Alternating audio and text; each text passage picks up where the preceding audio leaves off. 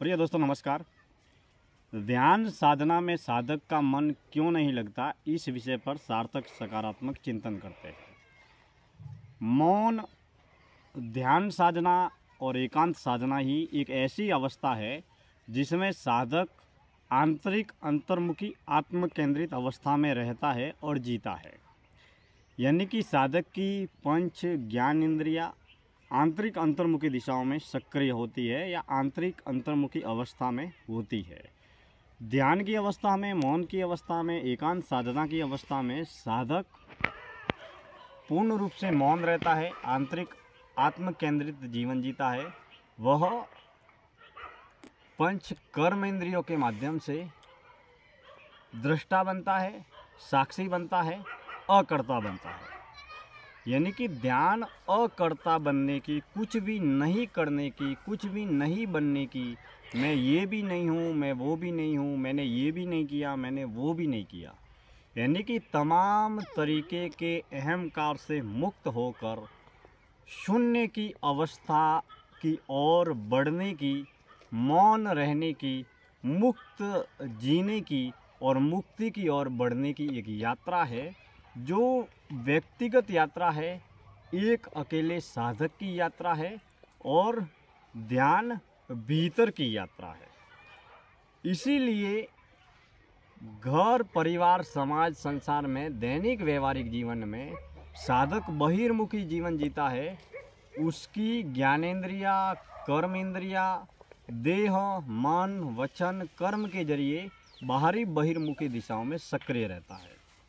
अब घर, परिवार, समाज, संसार के समस्त कर्म कर्तव्य का किरदार अदा करने के लिए हमें पंच ज्ञानेंद्रियों को, पंच कर्म इंद्रियों को कर्म के कर्म योग में तल्लीन रखना पड़ेगा। दैनिक व्यवहारिक जीवन में हमें बाहर दौड़ना है, भागना है, भटकना है, बोलना है, मिलना है, तमाम तरीके के दैनिक व्यवहारिक जीवन करने हैं। जहाँ पर हम किसी व्यक्ति से जुड़े हैं, मित्रों से जुड़े हैं, दोस्तों से जुड़े हैं, समाज से जुड़े हैं, रिश्तेदारों से जुड़े हैं, पड़ोसियों से जुड़े हैं, भीड़ मेले बाजार से जुड़े हैं, परिवार से जुड़े हैं, व्यापार से जुड़े हैं। यानी कि हमारे देह की, मन की, वचन की, क्रिया की संपूर्ण ऊर्जा पंच ज्ञान इंद्रियों के माध्यम से बाहरी बहिर्मुखी दिशाओं में सक्रिय रहती है। लेकिन ध्यान एक ऐसी अवस्था है जो आंतरिक अंतर्मुखी अवस्था है। घर, परिवार, समाज, संसार के कार्य करने में हम हमेशा कुछ न कुछ करते रहते हैं। हम ये करते हैं, हम वो करते हैं, मैं ये हूँ, मैं वो हूँ, मैंने ये किया, मैंने वो किया, इत्यादि तरीके से धन की अमीरी, नाम की प्रसिद्धि, मान सम्मान, पद, पुरस्कार, सेवा, दान, ज्ञान, पुण्य, त्याग, तमाम तरीके के मन के द्वारा निर्मित, विचारों के द्वारा निर्मित, विकारों के द्वारा निर्मित समस्त तरीके के अहंकार का पोषण हम करते रहते हैं। लेकिन ध्यान एक ऐसी अवस्था है जहाँ वाणी के माध्यम से कुछ भी नहीं बोलना है, आँखों के माध्यम से नहीं देखना है, एकांत अवस्था में रहना और जीना है, जहाँ अकर्ता बनना है, दृष्टा बनना है, साक्षी बनना है, कुछ भी नहीं करना है। लेकिन कुछ भी नहीं करने की अवस्था, कुछ भी बोलने की नहीं बोलने की अवस्था ही साधक के लिए सबसे बड़ा मुश्किल काम है। क्योंकि साधक घंटे, आधे घंटे, 2 घंटे, 3 घंटे जब पालथी मारकर आंखें बंद करके एकांत की अवस्था में बैठता है और कुछ भी नहीं करता है, जब अकर्ता बनकर वह साधक बैठता है, तब उसकी पंच ज्ञान इंद्रियां बाहरी बहिर्मुखी दिशाओं में सक्रिय न होकर आंतरिक अंतर्मुखी दिशाओं में सक्रिय होती है या आंतरिक अंतर्मुखी दिशा में अवस्थित होती है। लेकिन उसका जो चिंतन है वो बाहरी बहिर्मुखी दिशाओं में ही चलता रहता है। क्योंकि हम आँखों से देखना बंद कर सकते हैं, कानों से सुनना बंद कर सकते हैं, हम चलना बंद कर सकते हैं, हम बोलना बंद कर सकते हैं, हम तमाम तरीके के कर्म करना बंद कर सकते हैं, लेकिन मन के सोचने की, विचार करने की प्रक्रिया सतत प्रारंभ होती है। अगर हम खुद को समझना चाहते हैं, खुद को जानना चाहते हैं, तो समय समय पर संसार के बाजार में रहते और जीते हुए हमें मौन का अभ्यास करना चाहिए, ध्यान का अभ्यास करना चाहिए और दैनिक व्यवहारिक जीवन में होश का अभ्यास करना चाहिए, साक्षी भाव का अभ्यास करना चाहिए और व्यक्ति, वस्तु, धन, साधन, पदार्थ से जुड़े हुए तमाम रिश्ते, मित्र, संबंध, संपर्क, व्यवहार में कर्तव्य भाव को अपने जीवन में लाना चाहिए। ध्यान में मन इसीलिए नहीं लगता क्योंकि यह एक आंतरिक अंतर्मुखी अवस्था है। 24 घंटे हम मोबाइल चलाते हैं, व्हाट्सएप चलाते हैं, फेसबुक चलाते हैं, दोस्तों से मिलते हैं, टीवी देखते हैं, सीरियल देखते हैं, फिल्में देखते हैं, दोस्तों से तमाम तरीके की बातें करते हैं, गप्पेबाजी करते हैं, नींद करते हैं, आलस करते हैं, घूमने जाते हैं, पिकनिक करते हैं। तो इन तमाम तरीके की अवस्थाओं में हम बचपन से ये कार्य करते आए और ये बाहरी बहिर्मुखी अवस्था है। और मन हमेशा बाहर दौड़ता भागता भटकता रहता है।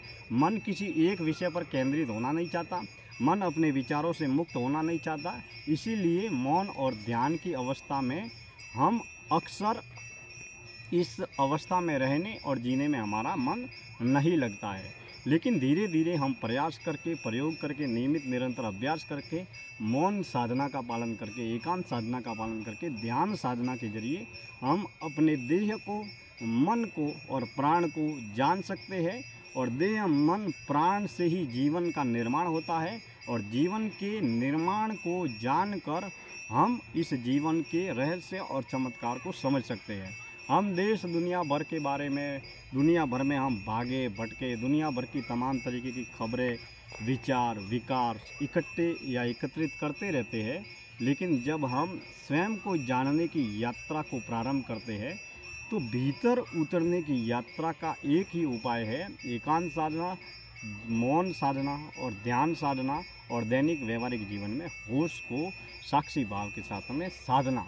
अर्थात हम जब भी एकांत की अवस्था में बैठकर कोई भी कुछ भी नहीं कर रहे होते हैं, तब हमारे विचारों की प्रक्रिया सतत प्रारंभ रहती है। तब हम अपने ज्ञान को, विचार को, अनुभव को साक्षी भाव से देखने लगते हैं। इसी प्रक्रिया में हमें कर्म को ही साक्षी भाव से नहीं देखना है। हमें किसी मित्र, दृश्य, घटना, संबंध, संपर्क, कर्म, क्रिया, कर्मफल, क्रिया या प्रतिक्रिया को ही होश में रहकर या साक्षी भाव से नहीं देखना है।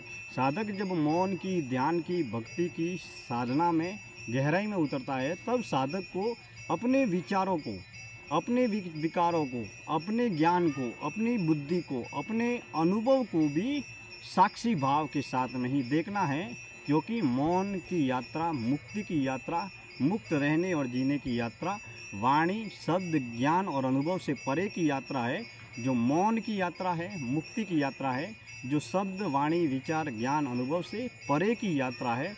और उस यात्रा में केवल शून्य की यात्रा है, सत्यता की यात्रा है, जहाँ पर न तो शब्द है, न ज्ञान है, न अनुभव है। वह अनंत की आंतरिक अंतर्मुखी यात्रा है। लेकिन साधक जब दैनिक व्यवहारिक जीवन में घरेलू, परिवार, समाज, व्यवहार के कर्म, कर्तव्य के किरदार अदा करने के लिए हम लिख कर, पढ़ कर, देख कर, सुन कर, बोल कर 24 घंटे जन्म से लेकर आज तक, अब तक असंख्य विचारों का कचरा हमने हमारे दिमाग में इकट्ठा किया है। अब उस विचारों के कचरे को और हम भक्ति के माध्यम से, साधना के माध्यम से, ज्ञान के माध्यम से जो अनुभव एकत्रित करते हैं, उस ज्ञान को और अनुभव को भी एक सजग साधक को हमेशा होशपूर्ण दृष्टा भाव से, साक्षी भाव से, सजगता और जागरूकता के साथ में देखना चाहिए।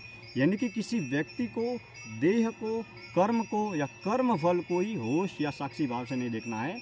हमें अपने ज्ञान को, साधक को साधना के दौरान प्राप्त होने वाले अनुभव को, कर्म को, क्रिया को, विचार को, विकार को, अहंकार को, मन को और मन के विचारों को और आंतरिक अंतर्मुखी मौन और ध्यान साधना के दौरान प्राप्त होने वाले अनुभव को भी होश और साक्षी भाव से देखना है। क्योंकि ज्ञान और अनुभव भी आखिरी सत्य नहीं है। जब हम विचारों को साक्षी भाव के साथ में देखने लगते हैं, होश में रहकर, होश में जीकर देखने लगते हैं, तब हमारा विचार, हमारा ज्ञान, हमारा अनुभव भी मात्र एक अभिनय बन जाता है। शब्दों का अभिनय बन जाता है, वाणी का अभिनय बन जाता है, विचार का अभिनय बन जाता है।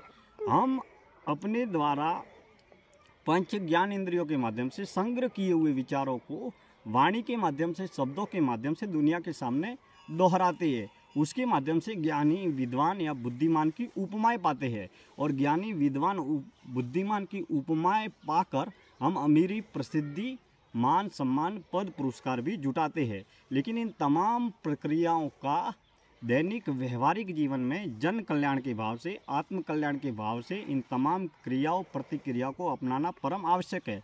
लेकिन हम जब ज्ञान के प्रति और पदार्थ के प्रति जब होशपूर्ण साक्षी भाव में रहते हैं, जीते हैं, तो हमारी आंतरिक आध्यात्मिक यात्रा नियमित निरंतर आगे बढ़ती रहती है।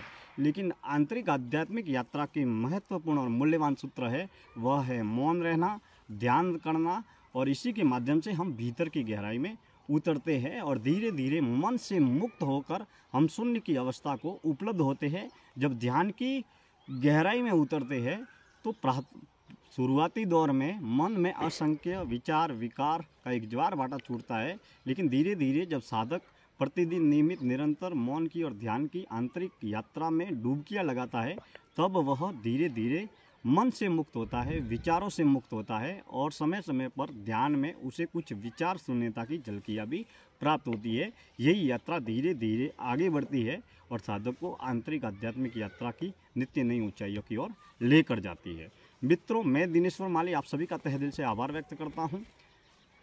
संध्या काल की पावन वेला में गांव के इस खेत से मैं आज की इस जीवन दर्शन यात्रा का समापन करता हूं। आपके सलाह सुझाव मार्गदर्शन का स्वागत है। मैं समय समय पर ज्ञान, धर्म, दर्शन, तत्वज्ञान, मनोविज्ञान और दर्शन शास्त्र से के अनुभव से जुड़ी हुई तमाम बातें YouTube दिनेश्वर माली ऑफिशियल पर साझा आपके सामने करता रहूँगा। धन्यवाद।